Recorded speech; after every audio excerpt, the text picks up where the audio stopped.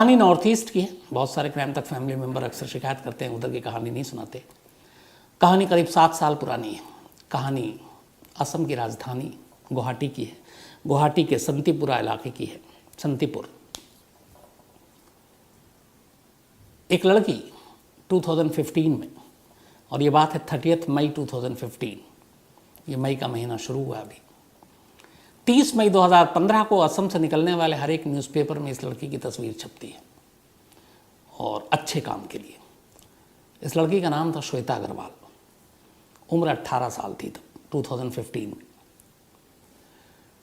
तस्वीर इसलिए छपी क्योंकि इस लड़की ने पूरे असम में 12th के एग्ज़ाम में कॉमर्स में टॉप किया था, नंबर 1 रैंकिंग। बोर्ड के एग्ज़ाम में 12वीं में कॉमर्स में टॉपर। तस्वीरें छपी, लोगों ने मुबारकबाद दी, बधाइयाँ दी। पूरे असम ने जाना एक श्वेता अग्रवाल है जो 12वीं में टॉप की है कॉमर्स में। अब फ्यूचर ब्राइट है, पढ़ने लिखने में तो तेज़ थी ही थी। तो 30 मई 2015 को हर अखबार में उसकी खबर छपती है। इसके बाद करीब 2 साल बीत जाते हैं, 2017 आ जाता है, 4 दिसंबर 2017। लेकिन फिर खबर छपती है 5 दिसंबर 2017। तो 15 में पहली बार खबर छपी श्वेता की टॉप करने की। 2 साल बाद 5 दिसंबर 2017 में फिर असम के हर न्यूज़पेपर में उसकी तस्वीर और खबर छपती है। इस बार अफसोसनाक खबर थी, श्वेता अग्रवाल की मौत की, उसके कत्ल की। और कत्ल भी ऐसा कि जिसने भी सुना सन्न रह गया। एक लड़की जो आधी जिंदा थी और उसके बाद उसे जलाया गया, ये सोचकर कि वो मर गई है। और जब जलाया गया तब भी वो जिंदा थी, आधी जलने के बाद मरी। और इस पूरी वारदात का सबसे अफसोसनाक पहलू ये है कि एक कातिल, एक लड़का जिसने श्वेता को मारा, उसके इस जुर्म में उसकी माँ और बहन दोनों बराबर की शरीक। दोनों ने बल्कि उसे जलाने में मदद की। दोनों ने बल्कि ये था कि वो लड़का कहीं और लाश फेंकने जा रहा और उन्होंने कहा रिस्क ये घर ले आ, और घर में ही सबूत मिटाते हैं। तो ये कहानी श्वेता अग्रवाल की है, असम की रहने वाली, गुवाहाटी की, पढ़ने लिखने में बेहद तेज़। 12वीं में जैसा मैंने आपको बताया कि इसने टॉप किया कॉमर्स में। इसके बाद इसे सीए बनना था। 12वीं के बाद श्वेता ने वहाँ एडमिशन ले लिया, ये जो केसी दास, गुवाहाटी में ही केसी दास कॉमर्स कॉलेज में। और कॉमर्स कॉलेज में 5th सेमेस्टर का एग्ज़ाम दे रही थी। इस कॉलेज में पढ़ाई के साथ साथ श्वेता एक और कोर्स कर रही थी, आर्किटेक्टशिप की। ये आर्टिकलशिप एक तरह की एक ट्रेनिंग कोर्स थी जो सीए बनने के लिए चाहिए होता है। तो वो एक चार्टर्ड अकाउंटेंट कंपनी में ये कोर्स कर रही थी। तो कॉलेज भी जाती, सीए की तरफ उसका फोकस था, तो वहाँ ट्रेनिंग भी करती। सब कुछ ठीक चल रहा था। इसी ट्रेनिंग सेंटर में जहाँ वो सीए का कर रही थी, एक और लड़का था, गौरव सिंघल, जो ट्रेनिंग ले रहा था। दोनों की जान पहचान थी, एक ही जगह काम करते हैं, एक ही साथ काम करते हैं, लेकिन दोनों के नेचर में ज़मीन आसमान का फ़र्क था। दोनों की सोच में, पढ़ाई लिखाई में भी फ़र्क था। श्वेता बहुत ब्रिलियंट और गोविंद एक एवरेज, जो थोड़ा सा अबव एवरेज कह लीजिए। बट ये सब कुछ ठीक चल रहा था। 4 दिसंबर 2017 श्वेता का एग्ज़ाम था 5th सेमेस्टर का। वो उस दिन घर से निकलती है करीब सुबह 10:30 बजे, बल्कि 8:30 बजे वो घर से निकलती है और एग्ज़ाम देती है। 5th सेमेस्टर का एग्ज़ाम देने के बाद उसे कम से कम 1:30 बजे तक घर लौट आना था, क्योंकि 8:30 से के बाद 9:30 से 12:30 तक एग्ज़ाम था। लेकिन 1:30 के 2-3 बज जाते हैं, श्वेता घर नहीं लौटती। श्वेता के पिता और माँ को बड़ी फिक्र होने लगती है। अब उसका अचानक देखते हैं कि श्वेता फ़ोन कर रहे हैं, फ़ोन नहीं उठा रही है। फिर करीब 3:30 के आसपास श्वेता का मोबाइल भी बंद हो जाता है। अब घर वाले परेशान कि श्वेता कहाँ है। इसी दौरान में 5 से 5:30 के दरमियान 2 कॉल आते हैं, एक श्वेता के फादर को और एक श्वेता के अंकल को। फ़ोन करने वाला अननोन था, और फ़ोन करने वाला कहता है कि श्वेता की जलने से मौत हो गई है और उसकी लाश जो है इस घर में पड़ी हुई, और उस घर का वो एड्रेस बताते हैं। ये खबर सुनते ही घर वालों के पैरों तले ज़मीन खिसक जाती है। दोनों बदआवाज़ भागते हैं। भागते हैं तो उसके बाद जब ये पहुंचते हैं, एक वकील साहब का फ्लैट था जो किराए पे था, और ये घर दरअसल किसी और का नहीं, उसी साथी का था जिसके साथ श्वेता पढ़ती थी, गोविंद सिंघल, 23 साल का लड़का। घर के अंदर गोविंद सिंघल था, उसकी माँ थी और बहन थी, बहन भवानी और माँ कमला देवी। बहन की उम्र 25 साल, माँ की उम्र 50 साल। जब ये लोग वहाँ पहुँचते हैं तो देखते हैं कि श्वेता की लाश वहाँ टॉयलेट में जली हुई हालत में पड़ी हुई है। ये लोग बताते हैं कि श्वेता ने खुदकुशी की है। वो घर आई थी किसी काम से, किसी एग्ज़ाम और उसके लिए मदद करने के लिए, और उसे पता नहीं क्या हुआ और उसने अचानक जाकर टॉयलेट में अपने आप को मट्टी का तेल डालकर, केरोसिन ऑयल डालकर आग लगा दिया। पुलिस लाश को पोस्टमार्टम के लिए भेजती है, तफ्तीश शुरू होती है। बहुत सारी ऐसी चीज़ें थी जो पुलिस को पहले ही वक्त से लग रहा था कि इसमें कुछ गड़बड़ है। अब पुलिस श्वेता के पूरे उस दिन के सारे टाइम टेबल सबको इन्वेस्टिगेट करना शुरू करती है। इन्वेस्टिगेट जब करती रहती है तो अब जिस जगह पे श्वेता की लाश मिली, श्वेता कॉलेज से वहाँ से निकली कितने बजे, इस घर में कितने बजे आई, हर चीज़ को अब वेरीफाई किया जाता है। इस दौरान में जो रास्ते में लोग थे उनसे ही पूछा जाता है कि कोई आखिरी विटनेस जिसने श्वेता को देखा हो। तो ऐसे कुल मिला के अलग अलग 23 विटनेस सामने आते हैं।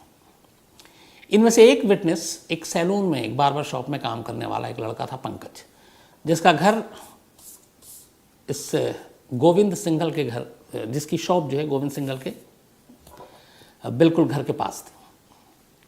पुलिस पूछताछ करते करते उस तक भी पहुंचती है तो वो एक अजीब चीज़ बताता है। वो कहता है कि मैंने आज गोविंद को शाम को देखा, वो अपनी बाइक पर एक बोरी लेकर जा रहा था और उस बोरी से लाल रंग का कुछ टपक रहा था। अब मुझे नहीं मालूम वो लाल रंग क्या था। तो बोला कि मैंने उससे पूछा, क्योंकि गोविंद से बातचीत भी होती थी, तो मैंने पूछा कि ये कुछ बाइक से तुम्हारे टपक रहा है। तो उसने कहा कुछ नहीं, इसमें एक्चुअली अगरबत्ती है। अच्छा, इसके एक अगरबत्ती के उसके इंसेंस की स्टिक की जो है फैक्ट्री भी थी गोविंद के फादर की। तो उसने कहा उसी का वो रंग नीचे आ रहा है। तो इस पंकज को कोई शक भी नहीं हुआ, उसे लगा कि हाँ इसकी फैक्ट्री हो सकता है, और वो बोरी लेके वहाँ चला गया। अब उसी शाम, जिस शाम ये लाश मिल रही उससे कुछ देर पहले, पंकज का यूँ बाइक में एक बोरी से लाल रंग का कुछ टपकना पुलिस को थोड़ा सा डाउट क्रिएट करता है। इसी दौरान में फिर श्वेता की तलाशी ली जाती है उसके सामान की, तो उसके पर्स से एक नैपकिन पे लिखा हुआ एक वो मिलता है। उसमें भी कुछ ऐसी चीज़ें थी जो शक पैदा कर रही थी, और उसमें जो लिखा था वो कुल मिलाकर उसका मतलब ये था कि अगर तुम रिलेशनशिप तोड़ते हो तो आगे चल के पछताओगी। अब ये जो लिखा था ये किसी लड़के ने लिखा था।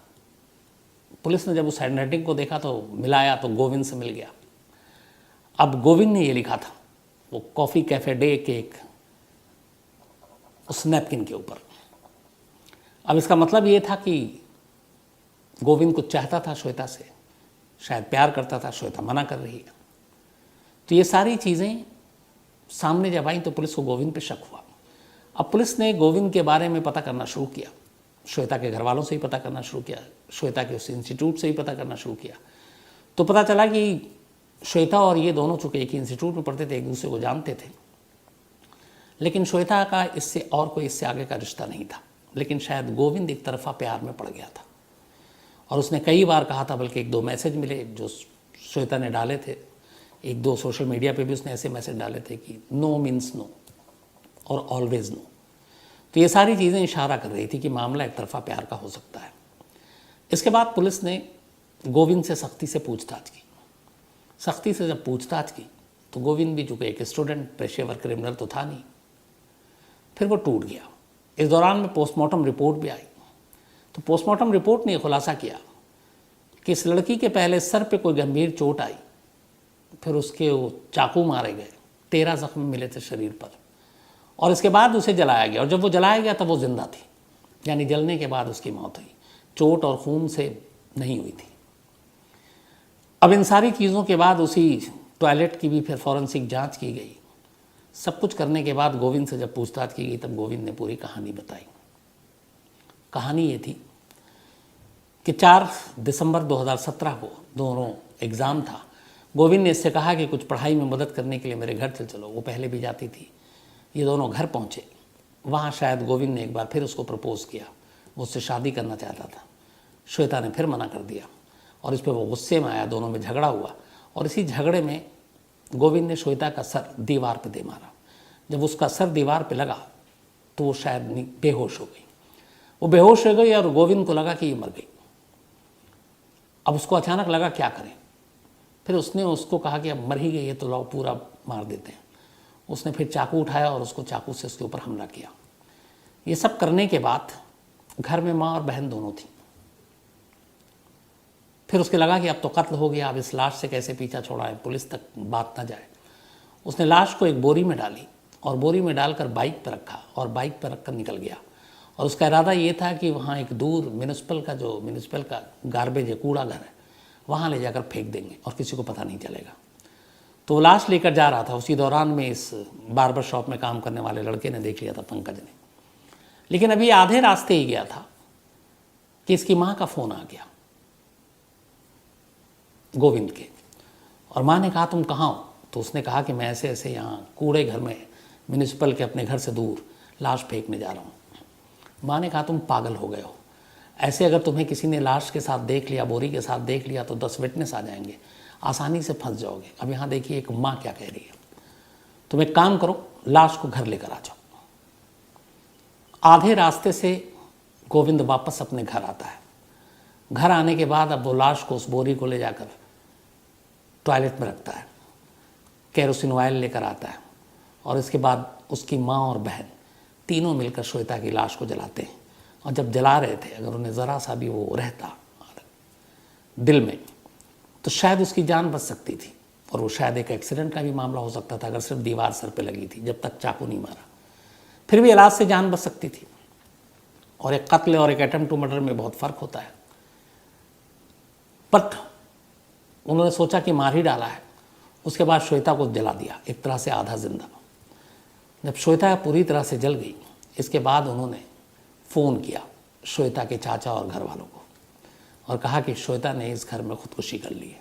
इसके बाद वो सारे लोग आते हैं और फिर पुलिस की टीम पहुंचती है, फिर सारी छानबीन होती है, इन्वेस्टिगेशन होता है। इसके बाद ये मामला जो है सुर्खियों में आ जाता असम में। चूँकि एक लड़की जो कॉमर्स की टॉपर थी, 2 साल पहले हर अखबार में जिसकी तस्वीरें छपी थी, 2 साल बाद उस लड़की की इस तरह से दरिंदगी के साथ उसकी मौत और कत्ल जो किया कातिलों ने, उन्होंने लोगों को मतलब बेचैन कर दिया। एक मुहिम चल पड़ी श्वेता को इंसाफ दिलाने के लिए और ये असम में एक वक्त सबसे बड़ी खबर बन गई। सरकार को भी लगा, सरकार ने इसके लिए फास्ट ट्रैक कोर्ट बनाया। फास्ट ट्रैक कोर्ट ने इस मामले की पूरी सुनवाई की और इस पूरे मामले में करीब 23 विटनेस को पेश किया गया और इसके बाद 14 महीने तक फास्ट ट्रैक कोर्ट में ये मुकदमा चला। 14 मंथ यानी 1 साल और 2 महीने, जल्दी हुआ ये। इसके बाद फास्ट ट्रैक कोर्ट ने अपना फैसला सुनाया और इस फैसले में एक ऐतिहासिक फैसला था। गोविंद सिंघल को श्वेता के कत्ल के इल्ज़ाम में फांसी की सज़ा सुनाई, क्योंकि जिस तरीके से उसने कत्ल किया था, जिंदा ही एक तरह से जला दिया था। और इस कत्ल में मदद करने के लिए और जिस तरीके से साजिश में बाद में शामिल हुई माँ और बहन, वो अपने आप में एक बहुत कड़ी सज़ा थी। इन दोनों को ताउम्र कैद की सज़ा सुनाई, लाइफ इम्प्रिजमेंट, उम्र कैद, लोअर कोर्ट ने। इस फैसले का हर तरफ स्वागत हुआ। श्वेता के घर वालों ने भी कहा कि उनके साथ इंसाफ हुआ। इसके बाद सभी को जेल भेज दिया गया। मामला हाई कोर्ट में गया। हाई कोर्ट ने फिर अपना फैसला सुनाया और हाई कोर्ट का फैसला आया अभी, और उस हाई कोर्ट ने यह कहा कि गोविंद ने जो किया उसके लिए सजाए मौत ठीक है, लेकिन उसकी माँ और बहन को बरी करते हैं। अब फास्ट ट्रैक कोर्ट यानी निचली कोर्ट ने उम्र कैद की सज़ा दी, लेकिन हाई कोर्ट ने दोनों को बरी कर दिया। लेकिन बरी करने के साथ साथ हाई कोर्ट ने एक और फैसला सुनाया कि इन दोनों के खिलाफ फिर से निचली अदालत में ट्रायल किया जाए। मतलब हाई कोर्ट ने बरी तो कर दिया उम्र कैद की सज़ा को, लेकिन यह है कि पूरी तरह से बरी नहीं किया और कहा कि इनके ऊपर दोबारा ट्रायल हो और अगर लगे कि हाँ सारे सबूत इनके खिलाफ हैं तो फिर निचली अदालत जो भी सज़ा सुनाए। तो माँ और बहन इस वक्त हाई कोर्ट की वजह से बरी हैं, लेकिन इनका ट्रायल दोबारा शुरू होगा। इस फैसले ने बहुत सारे लोगों को सदमा भी पहुंचाया, क्योंकि जिस तरीके से पुलिस ने चार्जशीट दाखिल की पूरी कहानी थी, उसमें माँ और बेटी दोनों के खिलाफ बहुत ठोस सबूत थे। जैसे जिस 4 दिसंबर की शाम को जब ये लाश लेकर जा रहा था और रास्ते में माँ का फ़ोन आया, वो कॉल के डिटेल्स थे, उस घर में इन तीनों की मौजूदगी थी। उस घर में से फ़ोन करने वालों में एक माँ थी और जिसने कहा कि उसने सुसाइड कर ली, जबकि ये साबित हो गया कि ये कत्ल है। तो जब कत्ल है, सुसाइड नहीं है, तो फिर इसका मतलब है कि माँ ने झूठ बोला है। लेकिन इन सारी चीज़ों को शायद ऊपरी अदालत ने नज़रअंदाज कर दिया और इन दोनों को बरी कर दिया है, ये कहते हुए कि लोअर या ट्रायल कोर्ट फिर से इस मामले में इन दोनों के खिलाफ ट्रायल करे, मुकदमा चलाए। जो मैंने शुरू में कहा था कि कई बार ये फैसला जो होता है कि लोअर कोर्ट एकदम मैक्सिमम पनिशमेंट देती है, हाई कोर्ट जो है वो एकदम पलट के रख देती है, या सुप्रीम कोर्ट पलट के रख देती है। तो ऐसा क्यों होता है? आखिर गलती कहाँ पे होती है? फिर हर एक को जानने का हक है।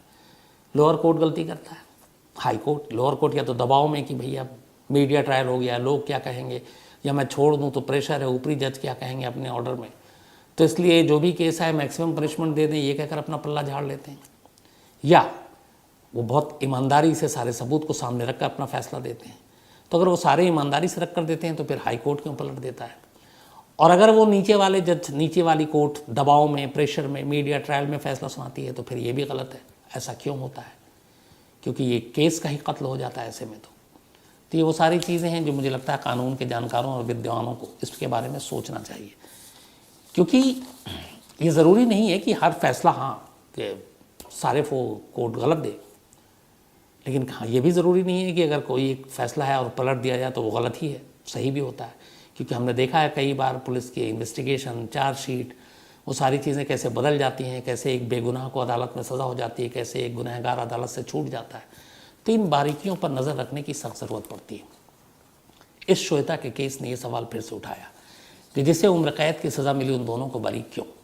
और जब इतने सारे सबूत चार्जशीट के हिसाब से, विटनेस के हिसाब से, एविडेंस के हिसाब से, इलेक्ट्रॉनिक एविडेंस के हिसाब से, सर्कमस्टेंशियल एविडेंस के हिसाब से, तो फिर क्यों? तो कहानी में आज इतना ही।